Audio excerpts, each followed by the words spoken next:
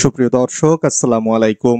News 24 এর আজকের সর্বশেষ সংবাদে আপনাদের সবাইকে স্বাগতম। প্রথমেই জানিয়ে দিচ্ছি সংবাদ শিরোনাম। লন্ডনে ডক্টর ইউনূসের সঙ্গে তারেক রহমানের বৈঠক শুক্রবার। রাজি ছিল না বিএনপি, যেভাবে হলো ইউনূস তারেকের বৈঠকের ব্যবস্থা। শিগগিরই দেশে ফিরবেন তারেক রহমান।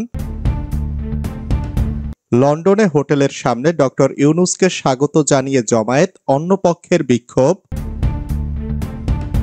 ডক্টর ইউনূসের সঙ্গে বিরোধে না জড়ানোর নির্দেশ খালেদা জিয়ার। বেগম জিয়ার হস্তক্ষেপে প্রধান উপদেষ্টার বিষয়ে বিএনপির অবস্থান বদল। দাবি থাকলে বিএনপিকে সরকারের সাথে আলোচনার নির্দেশ খালেদা জিয়ার। ময়মনসিংহে ছাত্রদল নেতাকে ইচ্ছে মতো পেটালো দুর্বৃত্তরা। এতক্ষণ শুনছিলেন সংবাদ শিরোনাম। পুরো খবর পেতে ভিডিওটি শেষ পর্যন্ত দেখুন। সর্বশেষ সংবাদ পেতে চ্যানেলটি সাবস্ক্রাইব করুন। এবার বিস্তারিত। লন্ডনে ডক্টর ইউনূসের সঙ্গে তারেক রহমানের বৈঠক শুক্রবার। আগামী শুক্রবার অন্তর্বর্তী সরকারের প্রধান উপদেষ্টা অধ্যাপক ডক্টর মোহাম্মদ ইউনূসের সঙ্গে বিএনপির ভারপ্রাপ্ত চেয়ারম্যান তারেক রহমানের বৈঠক অনুষ্ঠিত হবে। সোমবার রাতে বিএনপির স্থায়ী কমিটির বৈঠকে এ সিদ্ধান্ত গ্রহণ করা হয়। বিএনপির একটি সূত্র এ তথ্য নিশ্চিত করেছে। শুক্রবার সকালে বাংলাদেশের আগামীর রাজনীতির জন্য অত্যন্ত গুরুত্বপূর্ণ ওই বৈঠক অনুষ্ঠিত হবে। একটি অভিজাত হোটেল হবে কাঙ্ক্ষিত সেই বৈঠক। আনুষ্ঠানিক আলোচনা তো বটেই, খানিকক্ষণ একান্তেও কথা হবে দুই ব্যক্তিত্বের মধ্যে। শিডিউল সেভাবেই ঠিক হয়েছে। এর আগে 4 দিনের সরকারি সফরে সোমবার সন্ধ্যায় লন্ডনের উদ্দেশ্যে ঢাকা ছেড়ে গেছেন অন্তর্বর্তী সরকারের প্রধান উপদেষ্টা ডক্টর মোহাম্মদ ইউনূস। সন্ধ্যা 7:30টায় প্রধান উপদেষ্টা ও তার সফর সঙ্গীদের বহনকারী এমিরেটস এয়ারলাইন্সের ফ্লাইটটি হজরত শাহজালাল আন্তর্জাতিক বিমানবন্দর ত্যাগ করেন। রাজি ছিল না বিএনপি, যেভাবে হলো ইউনূস তারেকের বৈঠকের ব্যবস্থা। 4 দিনের রাষ্ট্রীয় সফরে সোমবার যুক্তরাজ্যের উদ্দেশ্যে ঢাকা ছাড়েন অন্তর্বর্তী সরকারের প্রধান উপদেষ্টা অধ্যাপক মোহাম্মদ ইউনূস। মঙ্গলবার স্থানীয় সময় সকাল 7:05 দিকে এমিরেটস এয়ারলাইন্সের একটি ফ্লাইটে লন্ডনের হিথ্রো বিমানবন্দরে পৌঁছান তিনি। প্রধান উপদেষ্টার যুক্তরাজ্য সফরের ঘোষণা আসার পর থেকেই তারেক রহমানের সঙ্গে বৈঠকের সম্ভাবনা নিয়ে দেশের রাজনীতিতে নানা আলোচনা চলছিল। আলোচনা চললেও সোমবার পর্যন্ত এ নিয়ে সরকার কিংবা বিএনপির পক্ষ থেকে খোলাসা করে কিছু বলা হয়নি। তবে ভেতরে ভেতরে যে একটা আলোচনা চলছিল, সেটা আকারে ইঙ্গিতে সরকার ও বিএনপির পক্ষ থেকে গত 2 দিনে ইঙ্গিত মিলেছিল। এসব বিষয় নিয়ে সোমবার রাতে বিএনপির স্থায়ী কমিটির বৈঠক অনুষ্ঠিত হয়। বৈঠকে লন্ডন থেকে ভার্চুয়ালি যুক্ত হন বিএনপির ভারপ্রাপ্ত চেয়ারম্যান তারেক রহমান। এই বৈঠকে সিদ্ধান্ত চূড়ান্ত হয় যে প্রধান উপদেষ্টার অধ্যাপক ইউনূসের সাথে তারেক রহমানের বৈঠক হবে। বিএনপির পক্ষ থেকে দাবি করা হচ্ছে, বৈঠকের বিষয়ে মূল আগ্রহ দেখানো হয়েছে অন্তর্বর্তীকালীন সরকারের পক্ষ থেকেই, যে কারণে সায় দিয়েছে বিএনপি। শিগগিরই দেশে ফিরবেন তারেক রহমান। বিএনপির ভারপ্রাপ্ত চেয়ারম্যান তারেক রহমান শিগগিরই দেশে ফিরবেন বলে জানিয়েছেন দলের মহাসচিব মির্জা ফখরুল ইসলাম আলমগীর। সাংবাদিকদের মির্জা ফখরুল জানান, তারেক রহমান শিগগিরই দেশে ফিরছেন।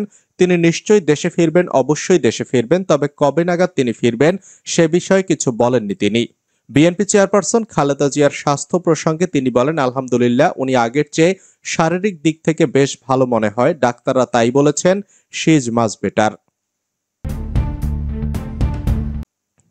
লন্ডনে হোটেলের সামনে ডক্টর ইউনূসকে স্বাগত জানিয়ে জমায়েত, অন্য পক্ষের বিক্ষোভ। 4 দিনের সফরে যুক্তরাজ্যে রয়েছেন বাংলাদেশের অন্তর্বর্তী সরকারের প্রধান উপদেষ্টা ডক্টর মোহাম্মদ ইউনূস। বরাবরই বাংলাদেশের সরকার প্রধানরা লন্ডনে এলে এক পক্ষ বিক্ষোভ করে, অন্য পক্ষ স্বাগত জানায়। এ ধারা দীর্ঘদিন ধরে চলছে। গত 20 বছরের বেশি সময় ধরে আওয়ামী লীগ ও বিএনপি ছিল এরকম কর্মসূচিতে। এবারে ডক্টর ইউনূসের সফরেও তার ব্যতিক্রম হয়নি। বিমানবন্দর থেকে অধ্যাপক ইউনূস সেন্ট্রাল লন্ডনের ডরচেস্টার হোটেলে ওঠেন। সে হোটেলের সামনে দুটি পক্ষ সকাল থেকে অবস্থান নেয়, তবে স্থানীয় পুলিশ ছিল সতর্ক অবস্থানে।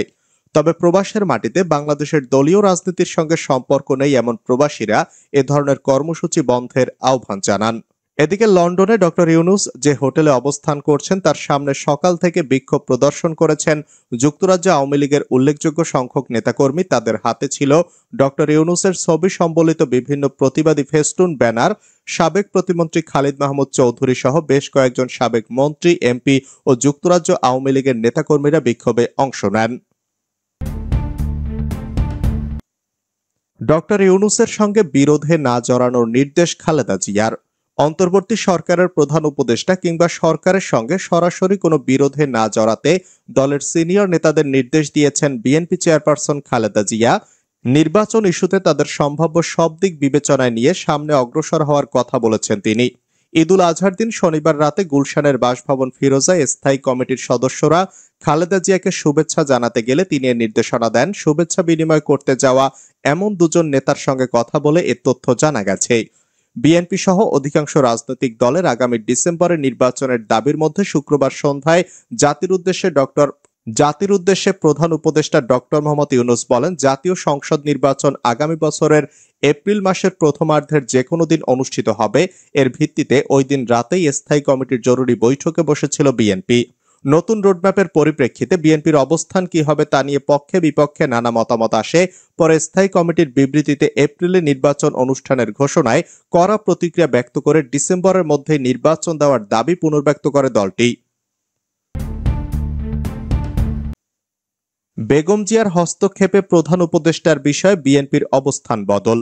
বিএনপির কঠোর অবস্থান সত্ত্বেও দলটির চেয়ারপারসন বেগম খালেদা জিয়ার হস্তক্ষেপে প্রধান উপদেষ্টা ডক্টর ইউনূসের বিষয়ে দলের অবস্থান পরিবর্তিত হয়েছে।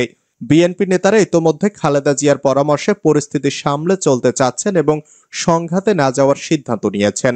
সূত্রে জানা গেছে, ৭ জুন ঈদের দিন রাতে বিএনপির স্থায়ী কমিটির সদস্যরা বিএনপি চেয়ারপারসনকে শুভেচ্ছা জানাতে গেলে খালেদা জিয়া তাদেরকে বলেন, সরকারের সাথে সংঘাতে গেলে বিএনপির কোনো লাভ নেই। এই পরামর্শের পর দলের সিনিয়র নেতারা আলোচনা শুরু করেন এবং দলের সিদ্ধান্ত পরিবর্তনের জন্য উদ্যোগ নেন। দাবি থাকলে বিএনপিকে সরকারের সাথে আলোচনার নির্দেশ খালেদা জিয়ার। দ্রুত নির্বাচনের দাবিতে অন্তর্বর্তী সরকারকে বারবার চাপ ও আন্দোলনের হুঁশিয়ারি দিচ্ছে বিএনপি। দলটির চাওয়া চলতি বছরের ডিসেম্বরের মধ্যে জাতীয় নির্বাচন আদায় করা। অন্যদিকে ঈদুল আজহার আগের দিনে সন্ধ্যায় জাতির উদ্দেশ্যে দেয়া ভাষণে অন্তর্বর্তী সরকারের প্রধান উপদেষ্টা ডক্টর মোহাম্মদ ইউনূস বলেছেন, আগামী বছরের এপ্রিল মাসের প্রথমার্ধে যে কোনো দিন জাতীয় নির্বাচন অনুষ্ঠিত হবে। এরপর তাৎক্ষণিক প্রতিক্রিয়া দেন বিএনপির স্থায়ী কমিটির সদস্য সালাউদ্দিন আহমদ। রাতে দলটির সিনিয়র যুগ্ম মহাসচিব অ্যাডভোকেট রুহুল কবির রিজভী স্বাক্ষরিত এক প্রেস বিজ্ঞপ্তিতে দলের অবস্থান তুলে ধরা হয়। এর আগে নির্ভরযোগ্য সূত্র জানায়, ঈদ শুভেচ্ছা শেষে বেগম খালেদা জিয়া নেতাদের বলেন, প্রকাশ্যে অন্তর্বর্তী সরকারের সাথে সংঘাতে গেলে বিএনপির কোনো লাভ নেই, বরং দাবি থাকলে তা আলোচনার টেবিলে বসে সমাধান করতে হবে। সূত্র জানায়, সরকারকে আন্দোলনের হুঁশিয়ারি ও সংঘাতপূর্ণ কথাবার্তায় অসন্তুষ্ট বেগম খালেদা জিয়া। ময়মনসিংহে ছাত্রদল নেতাকে ইচ্ছেমতো পেটালো দুর্বৃত্তরা। ময়মনসিংহের ধোবাউড়ায় উপজেলা ছাত্রদলের আহ্বায়ক জালাল উদ্দিনকে পিটিয়ে গুরুতর আহত করেছে দুর্বৃত্তরা। সোমবার রাত 10:30টার দিকে উপজেলার দুধনই সরকারি প্রাথমিক বিদ্যালয় সংলগ্ন রাস্তায় এ ঘটনা ঘটে। পুলিশ ও স্থানীয় সূত্রে জানা যায়, রাতে দুধনই সরকারি প্রাথমিক বিদ্যালয় সংলগ্ন রাস্তায় পথরোধ করে দেশীয় অস্ত্র দিয়ে জালাল উদ্দিনের উপর অতর্কিত হামলা চালায় দুর্বৃত্তরা। মাথাসহ শরীরের বিভিন্ন স্থানে পিটিয়ে তাকে মাটিতে ফেলে রাখা হয়। সেখান থেকে স্থানীয়রা গুরুতর আহত অবস্থায় তাকে উদ্ধার করে প্রথমে উপজেলা স্বাস্থ্য কমপ্লেক্স ও পরে চিকিৎসকের পরামর্শে ময়মনসিংহ মেডিকেল কলেজ হাসপাতালে নিয়ে যান। এদিকে এই ঘটনায় হাসপাতালে ছুটে যান উপজেলা বিএনপি ও অঙ্গ সহযোগী সংগঠনের নেতাকর্মীরা। এ ঘটনায় তীব্র প্রতিবাদ সহ হামলায় জড়িতদের অবিলম্বে গ্রেফতার ও দৃষ্টান্তমূলক শাস্তির দাবি জানিয়েছেন তারা।